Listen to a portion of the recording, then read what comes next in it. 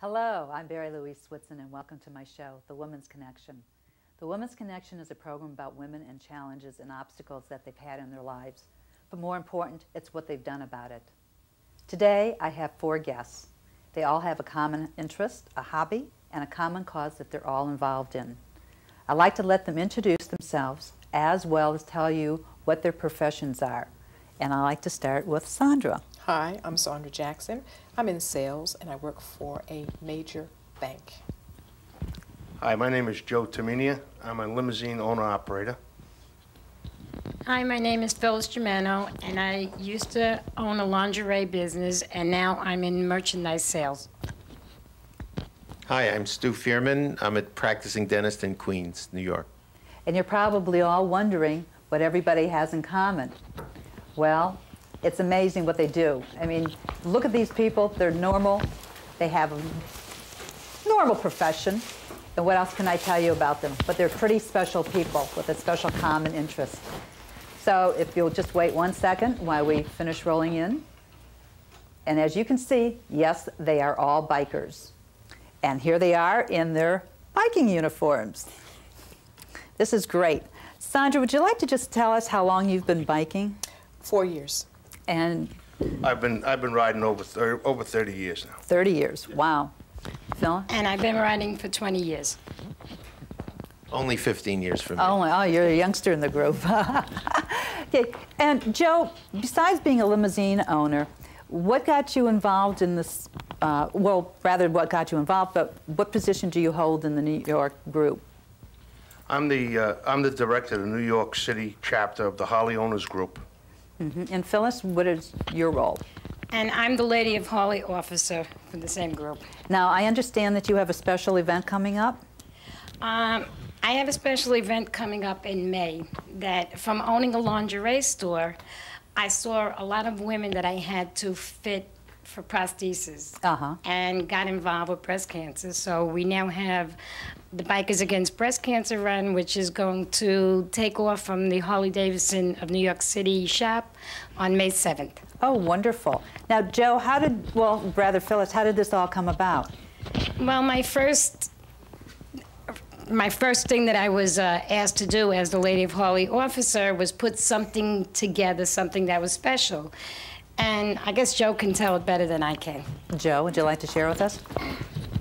Bikers all have big hearts, and we always wind up doing charity runs for all different types of charities. I lost my wife to breast cancer. I have a daughter who was going through a breast cancer. Now she's got cancer throughout her system, and we're worried about my granddaughter. And I thought that we should be doing something for the women. And we have a lot of women in the club now, and a lot of women riding. So we got Phyllis to get this started, and that's marvelous. And to get something going for breast cancer awareness. That's what we're looking for.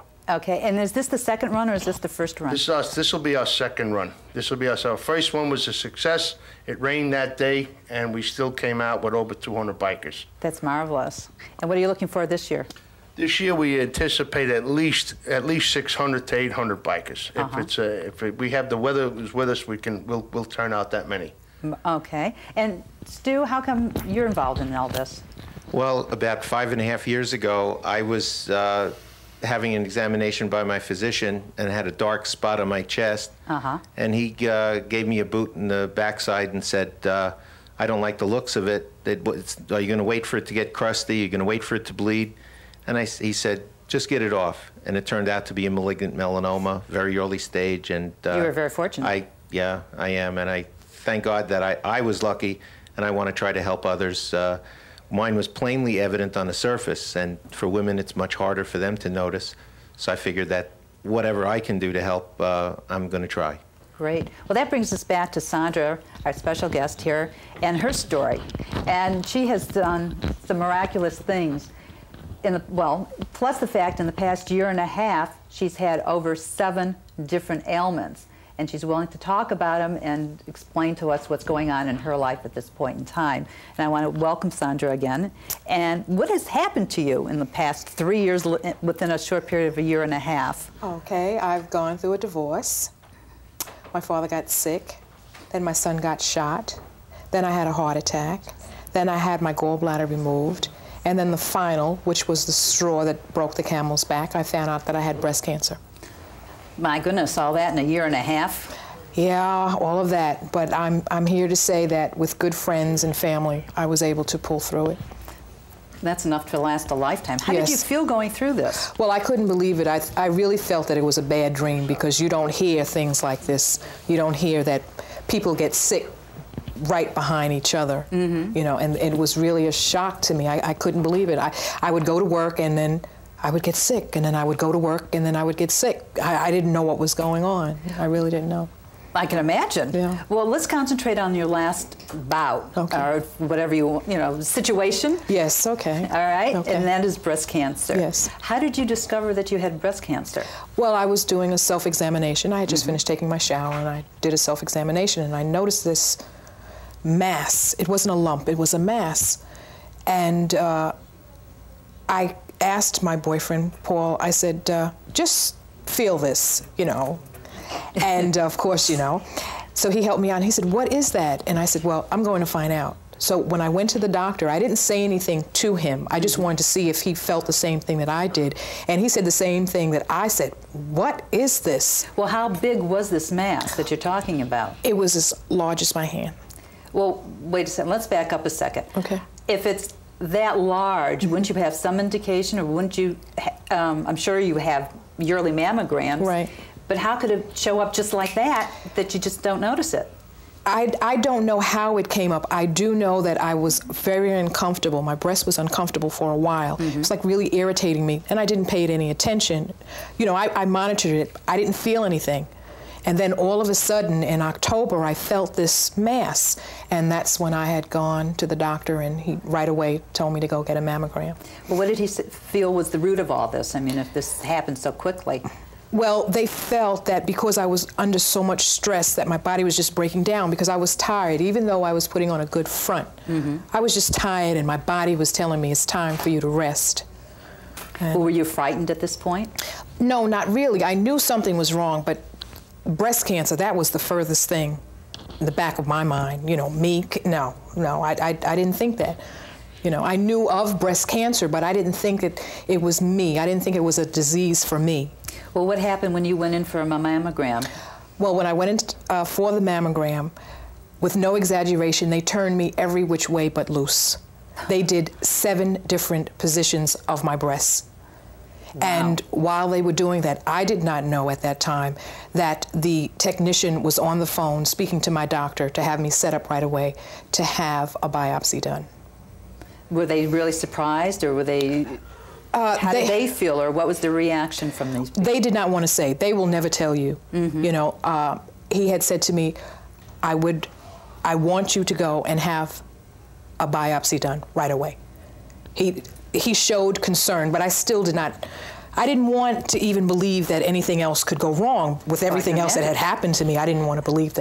Well, that's not exactly something that you can walk away from and say, okay, I'm washing my hands and let's get on here. Right. So you went for the biopsy, right. And then what happened? Now, I had gone in, starting my vacation, I went in, I had the biopsy. Now, the doctor that I had, he's my regular surgeon, so he's done all my other body work. Do you get it cheaper by the dozen? Yeah, or, you know, the way things are going here. And we have like a friendship, and anything that ever went wrong with me, he was always willing, okay, Sandra, you're okay, or whatever. Now, when I came to, I wasn't in a deep sleep, if that's what you want to call it. And I had said to him when I came to, I said, okay, doc, what's up? And it was a strange answer for him because he was always very open and honest with me. He said, Sandra, the pathologist cannot read the report. That's when I knew, yes, and that's when I knew something was not right. What did he share? What did he tell you? I mean, he can't read it. I mean, like, he did not face me when I was in recovery. I did not see him. I did not see him until that Wednesday when they removed the stitches. And he had that look, and I'm still trying to get him to go back to his normal self because I did not want to believe that anything was wrong. I was still hoping that something, you know, this was just something and they would take care of it. So in other words, he was having a difficult time adjusting to this also. Yes, he did. after I got dressed, and he said to me, very stern, "Sandra, come into my office." And Which is a switch. Yes, because I'm not used to him being like this. And I said, "Okay, Doc, you know, will you cut it out? What's up?" He apologized to me. He apologized? He apologized, excuse me, he apologized to me and said, "Sandra, I'm sorry." And when he said that, I saw my x-ray up and I broke down. I couldn't do it. I just couldn't believe it. And my boyfriend was there. I know that Paul was there and I know the doctor was there, but I could not see or hear anything. Maybe for about 5 or 10 minutes. I couldn't handle it. I just could not handle that. And after I had gotten myself together, the first thing the doctor, it's amazing, you know, you think that you know somebody, and it was like dealing with your boyfriend trying to tell you something, and the doctor could not, he felt the same pain that I felt. But he became very businesslike, and he said, "Well, Sandra, you have other options. You can go and you can have reconstructive surgery." And I'm looking at him, and I cannot believe that I'm hearing him say all of these different things to me. How long did it take before it sunk in of what the doctor was trying to say to you? Well, even today, it has not sunk in, because I don't believe it. I just know this is a bad dream. But I had the surgery done December the 6th. When I came to, Paul was there. My mother had already gone. And I didn't feel anything right then because I was still, you know, a little droggy and stuff. But I don't know. I cannot describe. I don't believe that I was hurting or anything. I don't believe that I felt the hurt. I don't believe that I felt the shock of what was happening to me yet. How long did it take before you felt the shock? Let's see. It took me Sunday. I went home on a Sunday, and that's when it hit me. Because I had said to him, meaning Paul, I had said to him, "Well, don't worry about helping me with bandages or anything. You know, I'll get Ma to come by and Ma'll help me with the bandages." And he said to me, "Your mother doesn't sleep with you. I do. I'm the man. I will help you." Oh, that's sweet. And that more or less kind of like pushed me a little bit. But it took me a week. I couldn't look at myself for a solid week. What happened when Paul was changing your bandages or helping you? Or... Well, I was self-conscious because I did not want to see the look of disgust on his face. Because when we got into the relationship, I had 2. And now I have 1. And I didn't want, because I value the relationship that we have. And I did not want to see the hurt in his eyes. And when I took the bandages off, he said to me, "What's the big deal? We can get a Harley tattoo put on there. You look good." And I think that more or less kind of like helped me, you know. He sounds like a very special person. He is a very special person. After being with me with all the other tragedies that have gone on with me for those past almost 3 years, yes. How did you meet? Well, I met him through another friend. I wasn't introduced to biking by him, but I was introduced to him from another friend. And when I first met him, me being Miss Prissy, he was not my cup of tea. He was a mechanic, or he still is a mechanic, and he had dirt and grime from head to toe. And me, Miss Prissy, with high heels and stockings and a suit. You know, I said, "Oh, no, no, no." But it was something about him that we just clicked, and it's 3 years now that we've been together. Now, how do you feel? I mean, what were you feeling as you went through this whole stage of recovery and everything else with Paul being there? Well, I felt that he was a good man, and if there's a Purple Heart out there to be given, he won the war. And I think, yes, not taking it from anybody else. My whole entire family, my sons, my mother, my friends, the club. How did your sons react? My sons pulled away from me, and I didn't understand that because I was hurting inside because now I have to deal with this thing going on with me. Right. And I didn't find out until recently that they were in a lot of pain. They wouldn't show me. They wouldn't cry in front of me, but they cried in front of my girlfriend. And she said, "They hurt. That's why they're giving you such a hard time, because they don't want anything to happen to Mommy." Oh, that's wonderful. And they love you. Yeah, yeah. Did you ever reconcile that issue with your sons on why they were staying away from you and because they couldn't deal with it? Well, now I have, after all of this time that has gone by. It was rough for them because I had gone through the chemo, and if chemotherapy, for those that don't know the lingo, the chemotherapy changes you. It's the roughest thing. What does it do? Change your mood swings? It changes your mood swings. It changes your whole entire body. I lost all of my hair. You got a good set of hair. Well, now. thank you very much, but I did not have any. And what was a shock to my son, he came in during my treatment, and he put his hand on my head and said, "Mommy, don't worry about it, you'll be okay." And when he pulled away, he had a handful of hair, and that made him break down also, to see that Mommy was just like deteriorating in front of him. And they saw my skin turn blood red, you know, and they saw me throw up, and, you know, I'm sorry to be so graphic, but that's the way it goes. That's part of the stages of the chemo and everything else? Right, right. Now, while you were going through your mood swings, were you still denying it, or were you accepting it, or what was happening? You never accept this. I wasn't a happy camper. I won't say the type of person that I did become, but I was not a very nice person, and people understood that. No one pitied me. They knew that eventually I would be all right. It's not that I'm all right. I still have problems today, being that I had the cancer on the left side and I am left-handed. So I have a tendency to use the hand too much, causing my hands and my arm to swell up. Oh. So well, that's rough. Can you ride your bike? No, that's 500 pounds. Woo. Can't lift 500 pounds right now. Maybe eventually, you know, after a lot of exercise. I miss it. I'm a passenger now. That must be rough. It's rough when you know how to ride yourself, you know, and now you have to sit back and be quiet, you know. And that must be difficult. It's difficult because I got a big mouth. You know. So now you're really what they call a backseat driver? Yeah. I'm like, get in the back. You know, you don't have any say-so. You know, like, I want to go here, I want to go there. No. You know, when you ride your own bike, and for all women, it's the greatest high in the world. Well, let's get back to your mood swings. I mean, were you working with a facilitator or something? Yes, I was working with a facilitator. Her name is Estelle Hill out of Brooklyn. She owns a shop called Essential, along with her daughter, Kendall. She owns, and she works the beauty shop. She has wigs. She shows you how to put your makeup on. With Estelle, and I love her. She pulled me through a lot.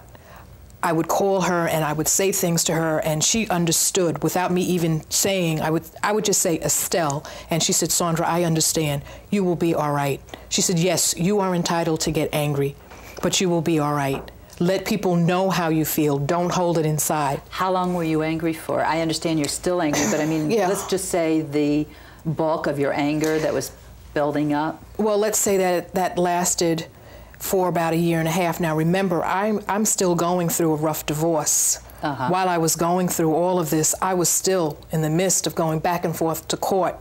So that played, that played a lot on it also. So I had to hold that in and run a household and everything else. So it's almost like, do you have a punching bag that you can punch out? Yeah, you need one. You need one. You need one. How did you feel about yourself at this point in time? I wasn't happy with myself. Number one, I loved my breasts. In a minute, I would show them. I would wear a low-cut blouse, you know, just to show how sexy I was. And for this to happen, I'm going, wait a minute, no. So I really felt that I was not woman enough anymore.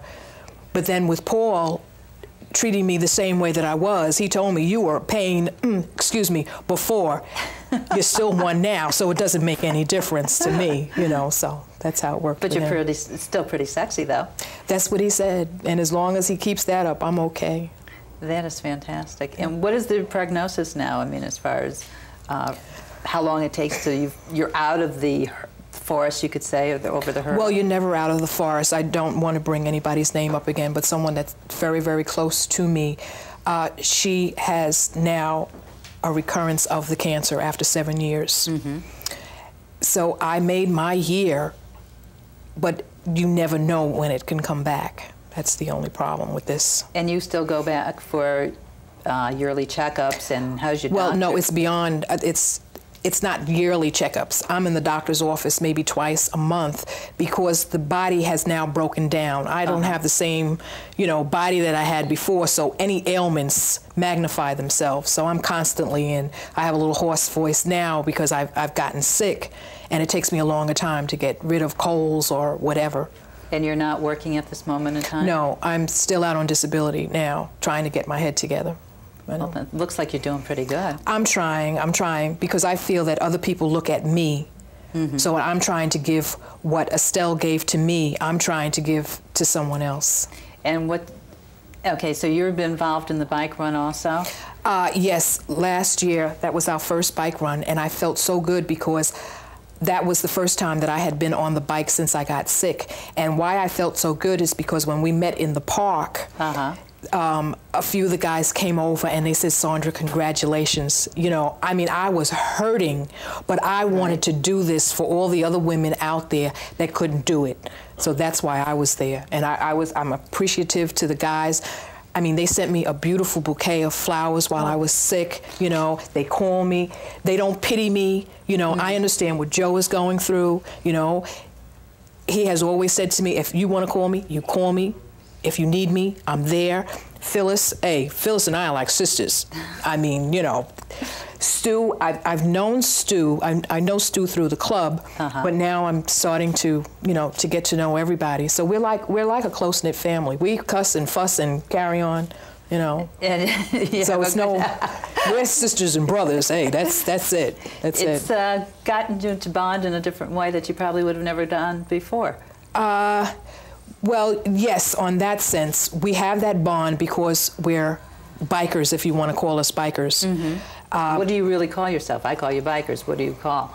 Well, you can call us bikers, all right. But what do you call yourself? Well, I consider myself someone that rides a motorcycle. Okay. I know of bikers. I have to say Joe T, he's a biker. He's been biking forever. I don't think that I have it yet. I'm still a novice. I only got 4 years under the belt. These guys here, they've been there for a while. I got a lot. Even though I got some time on it, I rode down to South Carolina.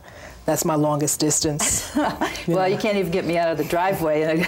Oh, no, we'll get you. No, you got to understand. I don't go skiing because I'm afraid of the downhill things and afraid of heights and everything. No. I like the water, that's it. Okay, all right, okay. I know, you're trying to get me to We'll get you. I said the same thing. It was funny. My girlfriend introduced me to this guy, and I said, oh, no. Bikers, no.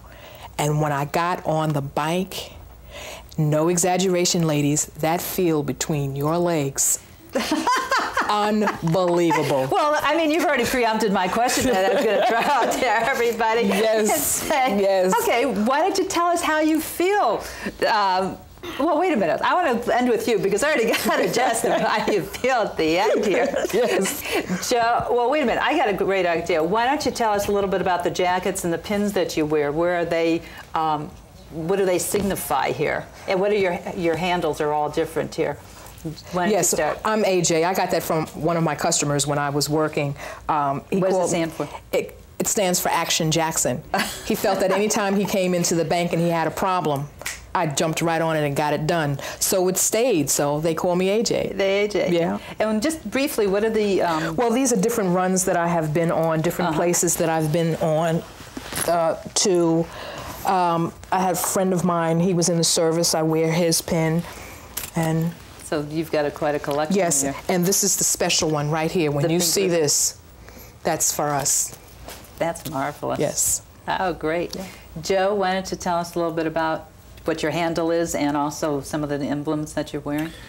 All of these are, again, event pins or event patches. These are the different events that we participate in, whether it's charity or just a day out on on the bike. Okay. And what is your handle? We don't have handles. Oh, you don't have one? No handles. Oh, all right. You got a handle. They call you Joe. We only have love handles. Oh, I see. Phyllis, I see you're wearing a pink ribbon also. Well, this was the Joe has one on also, he has a little baby one. This was for breast cancer. Last year, Avon, this is what they came up with, and at the run, this is what I gave out to everybody that participated. Oh, lovely. Yeah, so everybody has these pins. Okay, do you have anything special on, they're just runs and emblems and stuff? Except I have my officer's patch on mine. Right. Ladies of Harley Officer. That's great. And Stu, do you have a handle, or just besides the love handles, or what? No, just same love handles.